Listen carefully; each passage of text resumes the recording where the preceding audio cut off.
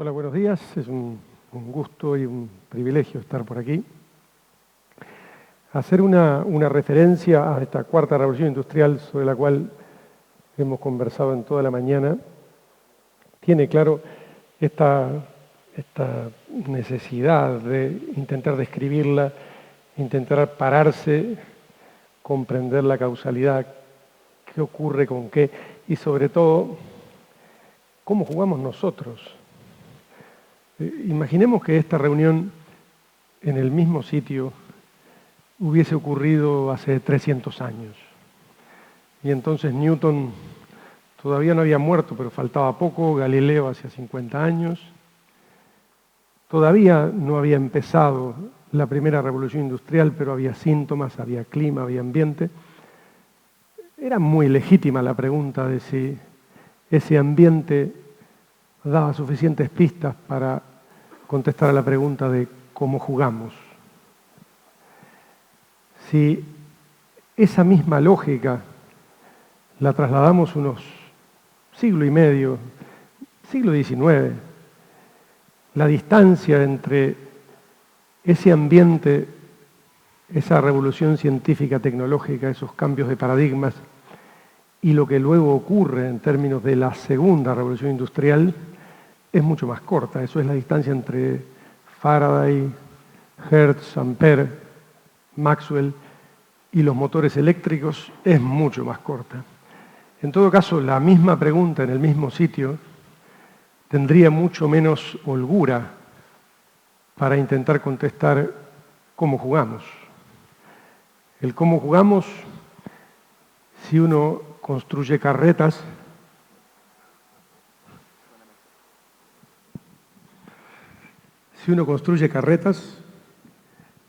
a mediados del siglo XIX, es muy probable que tuviera problemas cuando se inventó el automóvil, que es un protagonista central de esa segunda revolución industrial.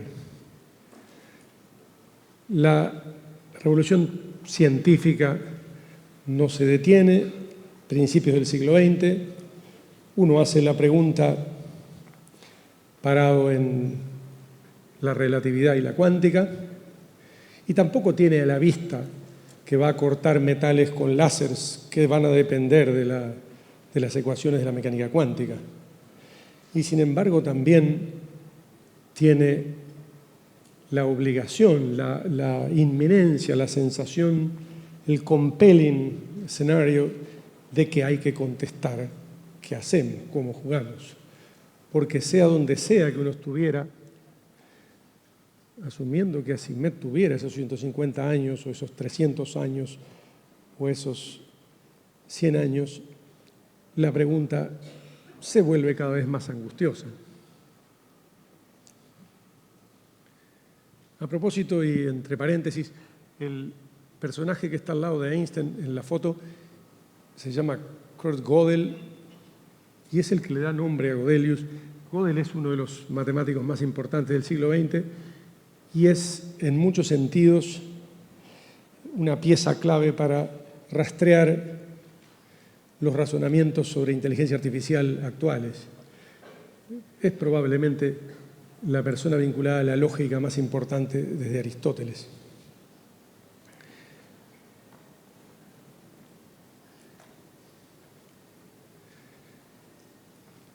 Hagamos ahora la pregunta, pero no hace 3 siglos, no hace siglo y medio, no hace 80 años, hagámosla en el 94, 95. A propósito, una parte importante de la audiencia vivió esto. Ya no suena tan lejano, ya no suena tan etéreo. Lo que seguro uno enseguida adopta una posición en guardia mayor en la que la urgencia, el sentido de urgencia, aparece más evidente. Si uno participaba del mundo de las telecomunicaciones, que a propósito es una avenida del cambio de la llamada tercera revolución industrial, tenía ya claro en el 90, a fines de los 80 en realidad, que la digitalización tenía o conllevaba un cambio gigantesco. Digitalización en una mesa de trabajo en el año 90 y poco para una empresa de telecomunicaciones estaba en el orden del día siempre. Era que se habían digitalizado los sistemas de transmisión, que se habían digitalizado las centrales, pero si uno mira con retrospectiva y trata de razonar con la cabeza del 93, 94, a propósito, todavía no se había generalizado Internet, tal como la conocemos ahora en el 94. Todavía no era ni lejanamente evidente que esos ceros y unos que ahora se iban a transmitir implicaban que esas empresas de teléfono se encontraban con un mundo enteramente nuevo. No era evidente, ya no solo en términos tecnológicos, no era evidente en términos regulatorios, la mayor parte de la academia seguía sosteniendo que las empresas de telecomunicaciones eran monopolios naturales. Y a propósito, tampoco se veía en el horizonte que la emergente telefonía móvil era algo distinto que telefonía móvil. Y cada uno de nosotros veía ese escenario con cada uno de sus jugadores intentando construir respuestas a la pregunta ¿y yo cómo juego? Y nada, uno mira retrospectivamente de nuevo y se da cuenta de que de los British Telecom o de los Telefónica o de los Ericsson, Siemens, Alcatel, Lucent o de los tantos del ecosistema que tenía 100 años de ventaja, que había invertido y llenado el mundo desarrollado y el emergente de redes y teléfonos, mirado desde hoy, en esencia o no sobrevivió o apenas sobrevivió. Y es el lado derecho de ese slide donde se capitalizó ese mundo. No hace 100 años, hace 25. La mayor parte de los actores de ese lado derecho directamente no existían.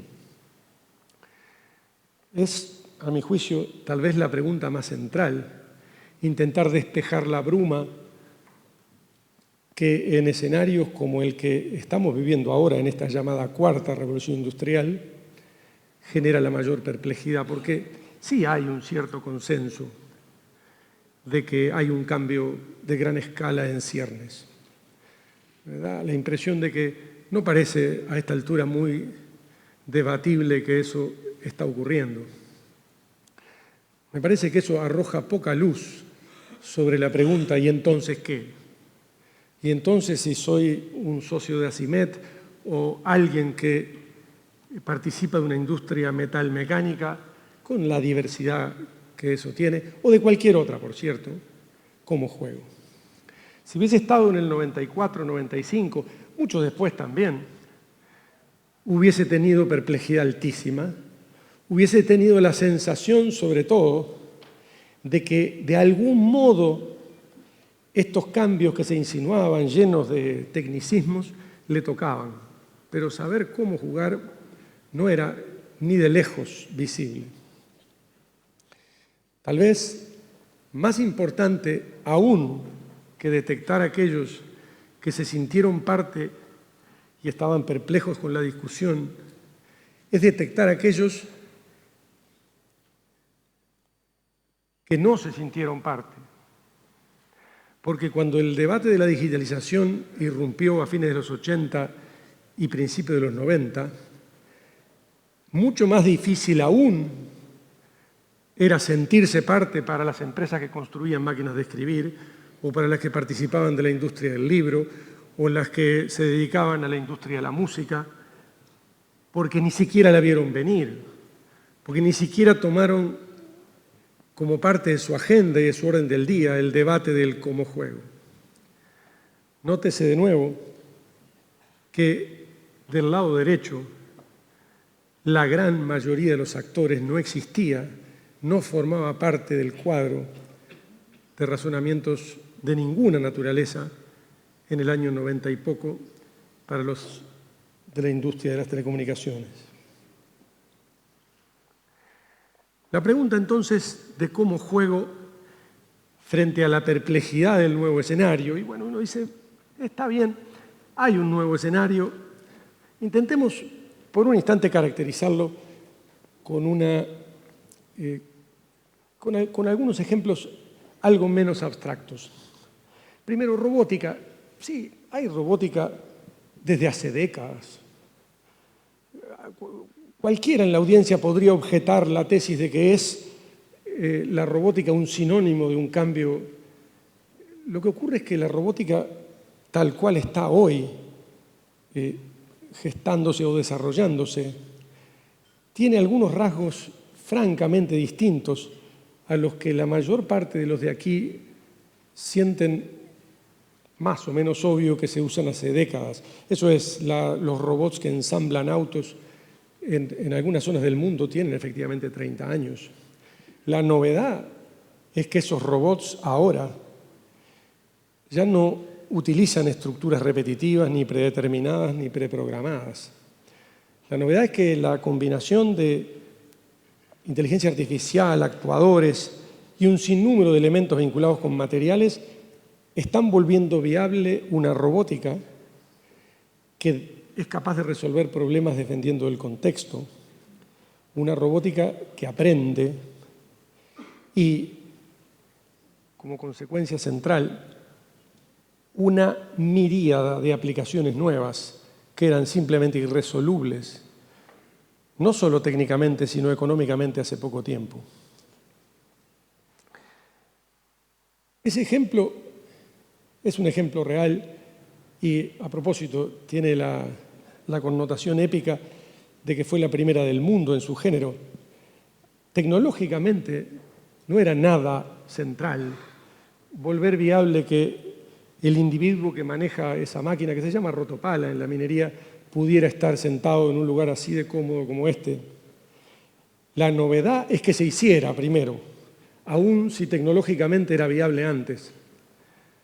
Que se hiciera tiene que ver con mucho más factores que el tecnológico, insisto, aunque también tiene que ver con los umbrales más o menos no obvios que se van cruzando. Por ejemplo, para que sea viable manejar una máquina de ese tamaño y de esa criticidad a distancia, las telecomunicaciones tienen que tener anchos de banda abundantes, porque uno va a enviar señales al sitio remoto muy demandantes de ese ancho de banda. Tienen que tener una latencia muy baja, eso es la reacción entre el movimiento del joystick de la persona que está operando esto a distancia y el movimiento del mecanismo que efectivamente se está invocando en el lugar físico, no puede demorar más que unos pocos milisegundos. Eso no es nada trivial en términos tecnológicos y efectivamente está ocurriendo ahora que está disponible. Estoy con esto señalando que hay una imperceptible y constante avance en términos de cruce de umbrales que están volviendo viable esto. Ahora, si esta persona ya no está allí, que a propósito no está desde el 2012, eso implica, por supuesto, consecuencias que, como se ha dicho varias veces en esta reunión, sistémicas respecto a cómo organizar ese trabajo, respecto eventualmente cómo participar en la cadena de valor. Esto bien puede ser un servicio, esto bien puede ser un servicio que tenga economías de escala insospechadas, esto puede estar ligado a una multitud de máquinas, de una multitud de casos en donde el ejemplo minero es eso, solamente un ejemplo. Enaex, que es una de las empresas del grupo Sixto-Coppers, ha liderado desde hace años un desarrollo que vuelve viable realizar la tronadura, una de las funciones centrales de esta compañía, a distancia. Eso implica que es posible teleoperar el camión en donde transportan el explosivo, eso implica que es posible manipular explosivos en un escenario como el minero, en muchos otros escenarios, pero en particular en el escenario minero, es justamente un excelente ejemplo de los umbrales que está cruzando la robótica, que implica tener capacidad en términos de sensorización, en términos de detección del ambiente, en términos de resolución de problemas en el momento en que ocurren, en términos de la capacidad de transportar de manera remota el sentido del tacto. El ejemplo, de nuevo, es útil, mirado como ejemplo porque ilumina la diversidad del problema. La mayor parte de los asuntos que aquí están involucrados son tecnológicamente nuevos. Por supuesto, también hay redes, hay control, hay multitudes de capas de software. Hay un enorme espacio de colaboración de entidades para jugar este juego.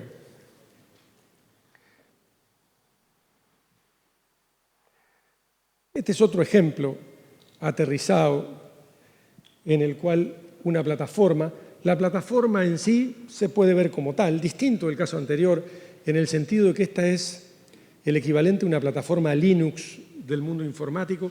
Bueno, en el mundo robótico hay un sistema operativo que se llama ROS, el Robotic Operating System, que es abierto y por lo tanto admite la incorporación de nodos y hay bibliotecas de acceso público. Bueno, ese es otro mundo. Paréntesis, encontrar espacios de oportunidades en este inmenso tránsito de la cuarta revolución industrial es muy fácil si uno piensa en estos ejemplos. Emerge una industria de software entera de aplicaciones vinculada con esto. Y una vez más, por cierto, ese robot está en la agricultura, está en la minería, ese robot eventualmente es submarino, ese robot participa de esta enorme avenida que es la revolución en el mundo de la salud. A propósito, uno de los dilemas críticos de diseño que afronta cualquiera que participa de este subsector, de este cambio, es el de transitar entre la visión de un robot o una máquina o un vehículo que es manejado a distancia como si uno fuera un titiritero, eso es, uno haciendo a distancia lo que haría si estuviera en el lugar físico. En un extremo ese paradigma y en el otro extremo lo mismo pero completamente autónomo. Ese es uno de los dilemas centrales de la transición que muy probablemente forme parte de los próximos 10 años en todas las industrias. Cuando intentaba transmitir la idea de que la robótica no es nueva, pero los umbrales que se han cruzado, se están cruzando, vuelven viables aplicaciones completamente nuevas, tienen mucho que ver con esa la esencia del problema es no cristalizarlo o está en no cristalizarlo. Van a haber varias generaciones en donde la inteligencia humana va a ir desplazándose y cada vez más ese robot va a tomar decisiones autónomas.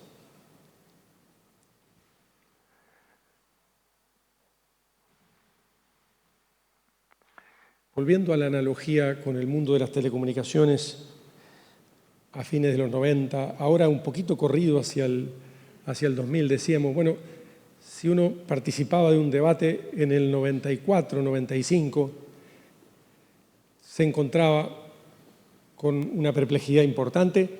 Si este mismo debate lo tenía en el 2001, 2002, eso es muy poco tiempo después, la telefonía móvil, y permítanme poner el énfasis en telefonía móvil, se seguía viendo como, bueno, un apéndice notable, nuevo, de la telefonía. Para cualquier observador sentado en esta audiencia hoy, es completamente evidente que la naturaleza de ese aparato que está en la imagen, la condición de teléfono es probablemente la menos relevante. Una vez más cabe la pregunta, si esta audiencia hubiese estado sentada en el 2002 y hubiese notado que una empresa muy nueva, Google, estaba construyendo mapas y se hubiese preguntado una y otra vez, bueno, pero esta gigantesca inversión la están haciendo exactamente ¿para qué? A propósito, del 2002, no existía la plataforma que surge de esa imagen, eso es el sistema operativo Android. Si uno lo mira hoy, le resulta evidente. Ese aparato es una plataforma para que una multitud de aplicaciones estén allí. La obviedad se redactaba, o mejor dicho, el debate de cómo juego se redactaba cada vez más angustioso, con menos tiempo y menos distancia al precipicio. Se redactaba diciendo, bueno, ¿y dónde van a estar las killer applications? Killer applications eran en el lenguaje de la época, que a propósito a veces se usa todavía hoy, era esa búsqueda afanosa de, ok, ahora hay un sistema operativo móvil, ahora hay algo, una suerte de góndola de supermercado en donde yo podría colocar, y entonces uno intentaba restringir la discusión, porque claro, se vuelve tan genérica, es tan difícil iluminar el problema, y decía, bueno, busquemos aplicaciones, por ejemplo, que dependan de la localización. A propósito, uno entendía automáticamente por qué Google había construido Google Maps. Y entonces mira con perspectiva y dice, claro que Waze estaba cantado. Claro que las aplicaciones vinculadas con las redes sociales que dependen de la localización estaban cantadas. En términos de la Industry 4.0, y ahora en el 2019, me parece que la perplejidad no es distinta. Lo que es esencialmente distinto es que no hay tiempo. Lo que hace 300 años un observador podía contestar tomándose su tiempo y esperando la adopción y esperando a razonar, se achicó en la siguiente, y hoy es completamente urgente. La pregunta de cuáles son esas aplicaciones en el marco en el que cada uno está inmerso, no es evidente la respuesta, pero algunas pistas surgen de la analogía que intentaba construir antes. Por ejemplo, en la idea de que la operación remota, operación a distancia, es un universo fértil para buscar killer applications en la Industry 4.0, suena sensata. En esas imágenes aparecen fresadoras robotizadas, soldadoras, remachadoras, pero uno intuye que arañas robóticas que sean capaces de desplazarse en los techos, estamos a muy poco tiempo. Y uno intuye que la miríada de nuevas aplicaciones que empiezan a volverse viables, insisto, tecnológicamente viables y económicamente viables, ¿sí?, ha aumentado radicalmente.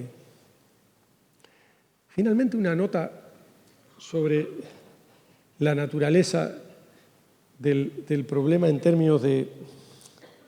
Yo me refiero al debate de intentando construir este sentido de urgencia para tratar de construir algo de luz y estrategia frente a esta perplejidad. Se viene un cambio gigante como juego. Me parece que vale la pena mirarlo con cabeza optimista. Esta es una oportunidad, una vez más, gigantesca.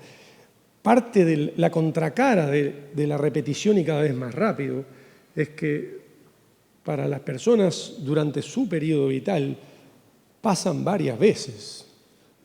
La velocidad a la que ocurre permite tomar algunas lecciones del periodo anterior, pero en lo esencial esto es una oportunidad gigantesca. Esto, una vez más, en muchos sentidos, aplana las oportunidades. Esto vuelve viable que organizaciones pequeñas den saltos gigantescos. Esto vuelve viable que países o regiones que tienen un retraso relativo, una vez más, tengan la oportunidad de jugar el partido completo. Muchas gracias.